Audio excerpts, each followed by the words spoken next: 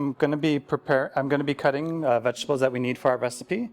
This is called mise en place. You want to go through your recipe and actually get everything that you need for your recipe, so you're not rushing back and forth to one part of the kitchen to the other. It's always nice to have nice bowls or any bowl, really, any container where you can have all your vegetable cuts. And this also includes having things like your spices, your herbs, and any other things that are going into your recipe. You have everything ready and set. You can have it set up right next to your stove, so when you're ready to cook, you're just throwing that right in the pan. It's just important, when you're setting up your mise en place, just to make sure that you're leaving enough room around your board that you're not going to be knocking into anything. These bowls may look close, but they're actually enough away from you where I'm not going to be knocking into them. So I have 2 compost bins here. You'll find these on your station in the food lab. I always keep one for general waste and material.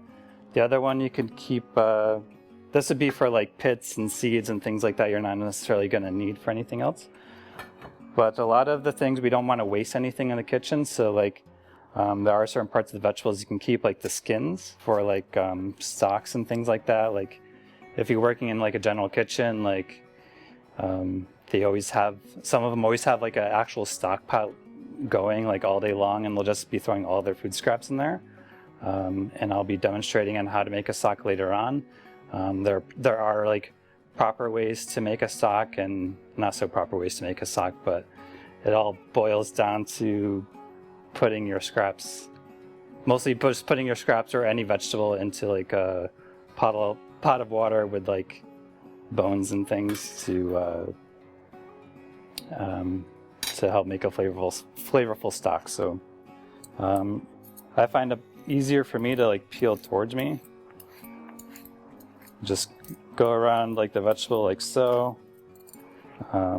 Some people find it easier to peel this way towards the board. When you're in the kitchen, you just want to be comfortable. You want to be safe. Just want to have some fun. So,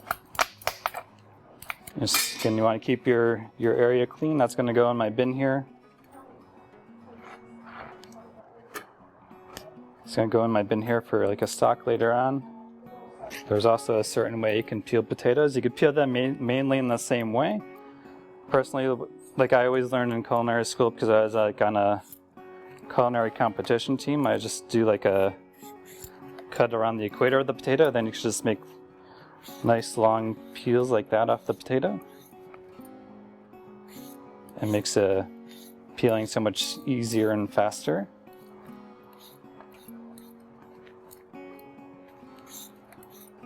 You do want to be careful, because sometimes the potato can start slipping like that, especially when the skin comes off. It's a little bit harder to handle.